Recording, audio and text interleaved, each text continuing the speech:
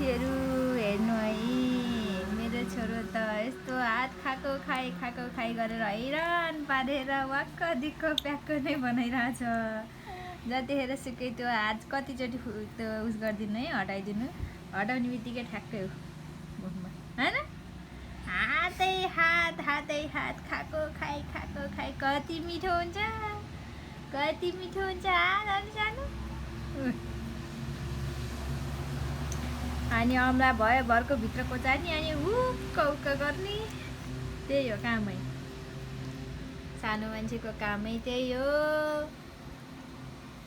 होइन? हजुरहरूले नि बुबु दिनुहुन्न, बेबीहरूलाई बुबु दिनुहुन्न? यसरी नै बेबीहरूले हात चुसेर बस्नुहुन्छ हो? मामुहरू के छ हजुरको बेबीहरूको हालखबर? यसरी नै हात चुसिराख्नु भएको छ त? बुबु पाउनु भएको छैन त?